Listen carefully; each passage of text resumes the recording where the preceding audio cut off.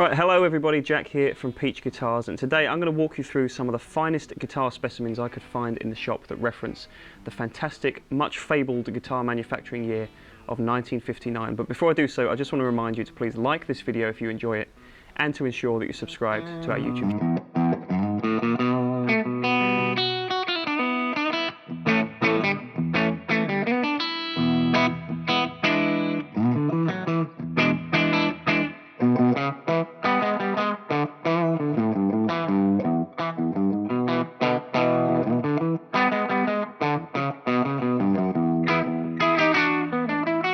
Okay, so typically we tend to look backwards a lot as guitar players. We like stuff that is either a reissue of instruments of kind of the 50s, 60s and 70s, or we like guitars that have some modern twists on those classic designs.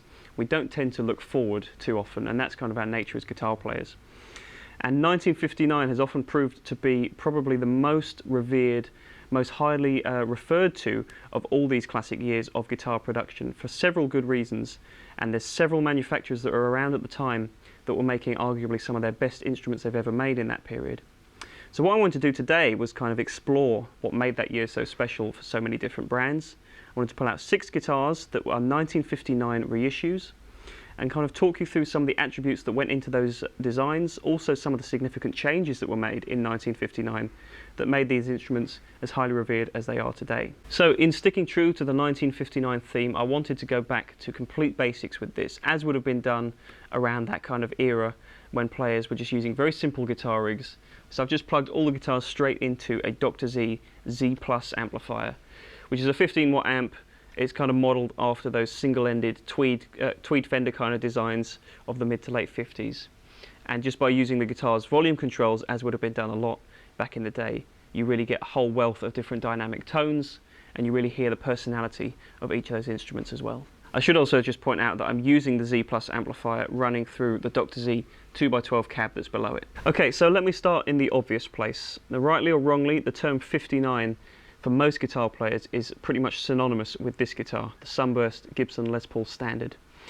There's so many kind of myths and stories relating to these guitars, and they were used by so many mega guitarists, usually from kind of, interestingly enough, from the mid-60s onwards. These guitars weren't particularly popular when they first came out in the late 50s. But because of those reasons, and because they've been used on so many recordings and live appearances, the Burst Les Pauls are among the most fabled and most highly revered guitars of all time.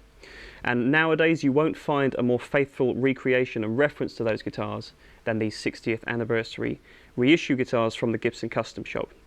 Now, original guitars from this era, not just 59, but I'm also talking about the bursts of 58 and 60. These guitars were made in very, very small batches, very small numbers, so they're actually very hard to find nowadays, and if you do find one, you're going to be looking at well into a 6-figure price tag. So really the only option you've got is to look at reissues and references to those guitars. And as I say, these, in terms of what Gibson have been putting out as of late, these are by far and away the most accurate representations of those guitars. So you might be wondering why 59 is usually the year that's referred to when we're talking about bursts, despite the fact that they originally debuted in 1958 and ran right through to 1960. I guess you could argue that it's because the greatest number of these guitars were produced in 59 alone. And you also saw a couple of spec changes that came about in 59 that probably appealed to the most number of different players at the time, and still to this day. So with 59 as opposed to the 58, you saw a slightly slimmer neck profile. Not much, but it was just enough to make it not quite so unwieldy as a 58 might be to some people. And in 59 you also started to see a greater number of this kind of burst finish, where it's a little bit more flamey. They're obviously using different grades of maple for the tops on these guitars. And when you look at a guitar like this, and I picked this particular example of 59 reissue because I think this pretty much surmises what I think a great burst should look like, you do see a fair bit of flame, but it's not overdone, it's not overblown, it's just the perfect balance aesthetically, and with those other couple of spec changes I talked about as well, it's the perfect balance tonally as well. So these guitars at the time were using the almost brand new PAF style humbucking pickups, which were introduced in 57, but by 59 they kind of perfected the recipe. They had a little bit more output, a little bit more mid-range than those early PAFs did. So again, a 59 is kind of the ultimate balance between getting those driving, overdriving mids that you get out of a typical overdriven Les Paul sound that was yet to come at the time, but you've also got a lot of brightness, clarity, and top end still, which these 60th anniversary guitars have in abundance.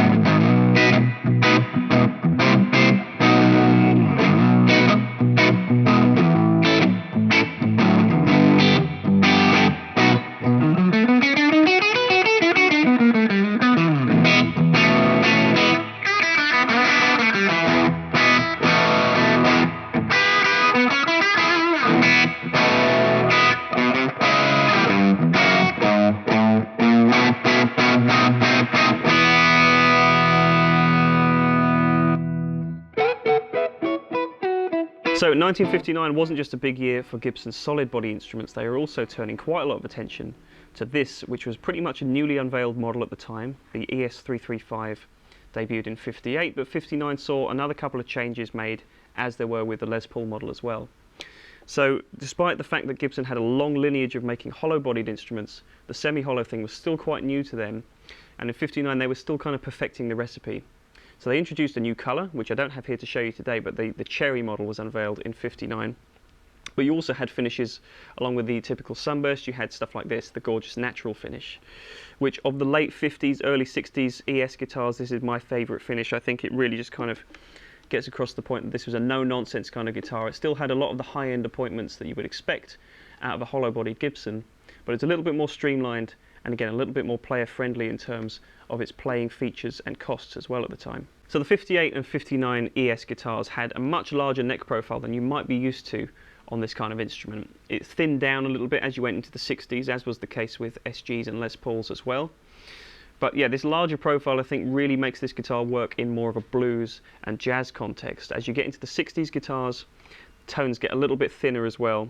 That's largely down to the pickups changing their kind of properties as well. Again, these had original patent-pending PAF pickups at the time. Similar in tone to the very early bursts guitars as well, but I think these have a little bit more top end, a little bit more openness, and that really works with the semi-hollow nature of this instrument to bring you a really big, blooming, wide open, full frequency kind of a sound. So as I talked about with the 60th anniversary burst being a more faithful recreation than ever before, in 2020 Gibson have introduced their MHS, or Memphis Historic Spec, pickups to these guitars, which again just hark back a little bit more closely in finer detail to those late 50s PAF pickups that were on these guitars, and I think that it has that real signature element tonally, as I said before, of that stinging top end, but a little bit more body behind it as well, as opposed to a more of a mid-60s ES Gibson sound.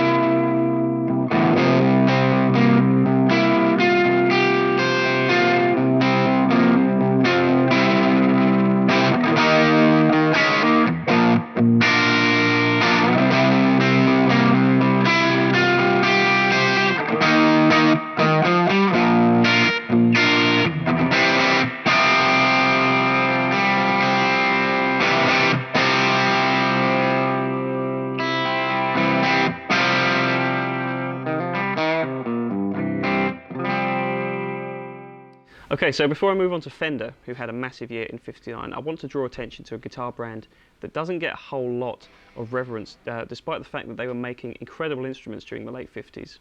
'59 was a huge year for Gretsch guitars, and this master-built Blue Penguin guitar that I'm holding is a great example of what Gretsch were up to in the late '50s.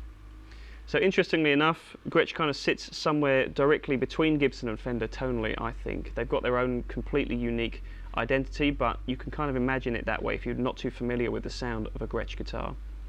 And the Blue Penguin has a few appointments to it that really kind of encapsulate all the different elements that went into great Gretsch design. So it's still a chambered, mahogany-bodied guitar, so again, quite similar to the Gibsons of the time, also similar to the Duojet model that was introduced around the same time, but the Penguin model had a little bit more kind of fanciness going on. It was a little bit more of an ornate model, as you can see, perfectly replicated in this master-built guitar, with the bindings and the lavish appointments on the headstock and down the fingerboard and stuff like that. So interestingly, Gretsch at the time were kind of in a race with Gibson to develop the first hum-cancelling or double coil humbucking pickups. Gibson won that race, and Seth Lover with his PAF design was always the infamous humbucking sound from that point on. But these original dual coil Filtertron pickups that were originally in the Blue Penguins had a really cool, unique humbucking sound of their own. They had a little bit more kind of high fidelity and high frequency response than Gibson's design, but they still stand up true to this day, despite the fact that they're not so highly revered as Gibson PAF design. The pickups in this guitar are slightly different to those original designs, though. These are the dual TV Jones classic humbucking pickups. So again, they have the heft of a humbucking pickup that you would typically associate with that sound, but it's also got some of that signature Gretsch sparkle on the top end as well. So hopefully what you're going to hear in the clip of this guitar is hopefully a way to dispel the myth that around this time Gibson and Gretsch's were quite similar, despite the fact that they were using similar wood combinations, and it appeared that Gretsch were following in Gibson's footsteps. That could not be further from the truth. In fact, these guitars are some of the most unique and beautiful sounding instruments that you'll ever hear. This particular master-built guitar is an amazing recreation of that original late '50s Gretsch vibe. I think you're going to like it.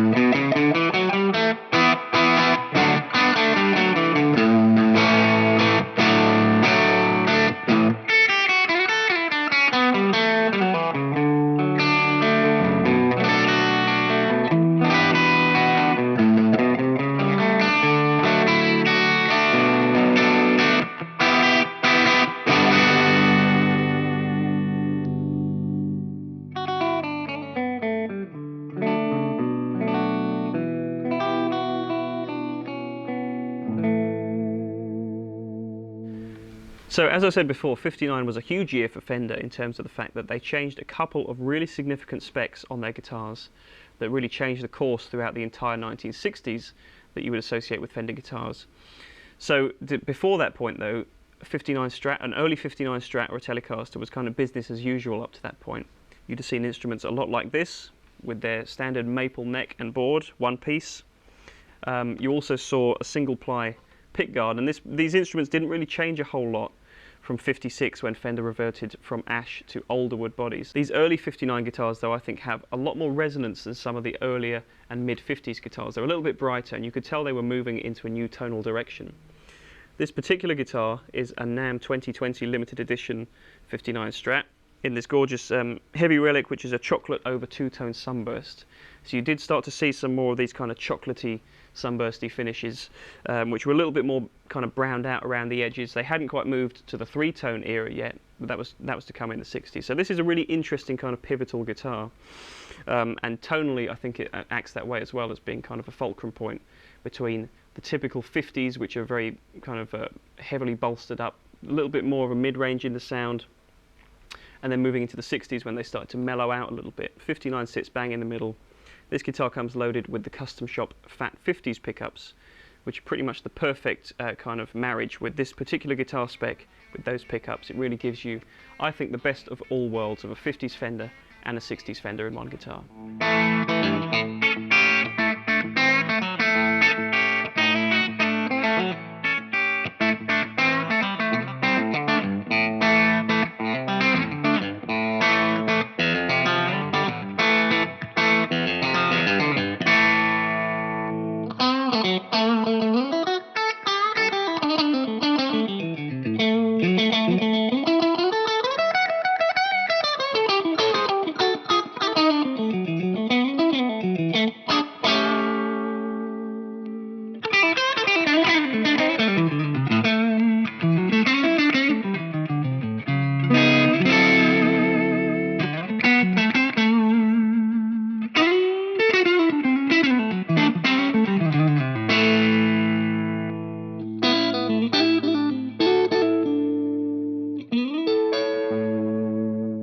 So, as I've said, 59 proved to be a massive year in terms of Fender's history because of the couple of significant spec changes that they made to their Strats and Tellies in particular. So 59 was the first year, later in 59, that we saw rosewood fingerboards on a maple neck, on a Strat and on a Telly. And this proved to be a real turning point for Fender, not only visually and aesthetically, but tonally as well. You find that these guitars have a little bit more of a softer mid-range response. I think they have a little bit of a rounded kind of treble response to them as well because of the rosewood. That sort of smooths things out a little bit. And you start to hear a change in the way that players were using them. You can often tell the differences between these instruments largely due to the different players that would use maple neck versus rosewood neck Strats. And that's kind of a generalization, but it's interesting that this all happened within 1 year with Fender. They also made a couple of changes to the aesthetics in terms of adding a multiply pickguard, and thanks to the rosewood fingerboard, you didn't have to have the skunk stripe on the back of the neck. So it's a little bit of a cleaner design overall. These instruments, I think, are a little bit more versatile than a 50s or early 50s style sounding Strat. You've got a different pickup set in this guitar as well, which accentuates these changes. And what you find is just a nice, kind of a sweeter sounding Strat that doesn't have quite as much top end response, but it also mellows out in the mid-range a little bit. So again, just a different take, but it's interesting that you got both of these takes in 1959.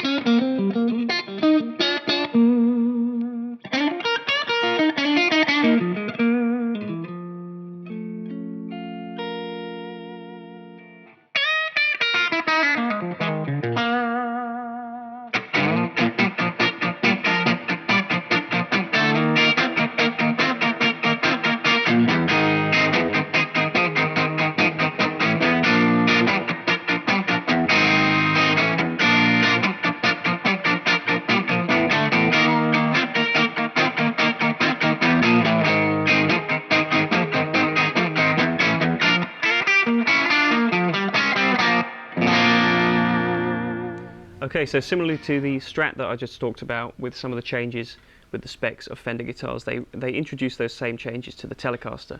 I think maybe a little bit more significantly with the Telecaster, because 59 not only saw the introduction of rosewood boards and these really nice sort of faded clay dot inlays, so it's a little bit of a warmer aesthetic. Same thing with the chocolate finish over the sunburst on this guitar. But you also had a totally new model added to the line, which was this, a Tele Custom, which introduced full round body binding on the top and the back, and a little bit of a tonal change as well. I think these custom Tellies sort of combine some of the best elements of the early 50s Tellies, which was that extremely bright treble attack, It started to mellow out a little bit as the 50s went on. As you went into the 60s, you started to feel that the guitars had a little bit more mid-range, a little bit less of that top. And the custom Telecaster, I think, kind of marries up both schools of thought. You still get that nice attack from the bridge pickup, which you're going to hear in this clip. But when you want to go to a mellower sound with the neck or the in-between position, there's these interesting, kind of more complex layer of harmonics that come out of these guitars. Largely due in part, I think, to the rosewood fingerboard and a couple of the other spec changes that were made in '59. Also significant around this time, though actually introduced in '58, was the fact that these guitars started to be made with a top-loader tailpiece, which meant that the strings didn't go through the body, they just ran straight through the bottom of the bridge plate, which added a little bit of a tonal difference as well. You'd often find a little bit more top-end of guitars around this era without so much of that bodywood resonance. This guitar doesn't have that though, but it's just interesting to note that around this kind of time, Fender were really tinkering with the Telecaster design and making some significant tonal changes across their catalogue.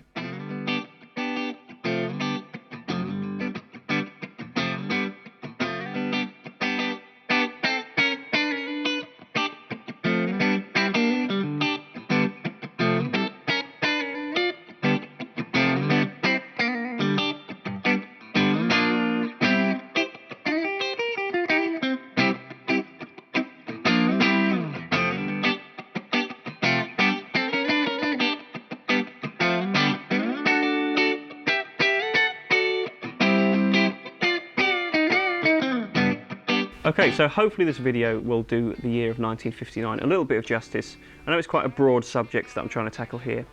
You can get such a wealth of different sounds available from the instruments of this time, and it's interesting to see how they would be used years down the line, and still to this day, despite the fact that they were introduced in the late 50s for very specific purposes. Throughout the course of their lifetimes, all these instruments have fallen into the hands of so many different kinds of players that have used them in such a wide array of different styles. So if you enjoyed this video today, obviously please give it a like and share it if you feel so inclined. But I want to know which other years of musical instrument production you would like to see a closer look at. So leave it in the comments down below which other years you think would be great to have this same kind of focus put upon. So that is it for today. If you want any more information on any of these guitars or the products I've talked about in the video, please head over to peachguitars.com or follow the link in the description below.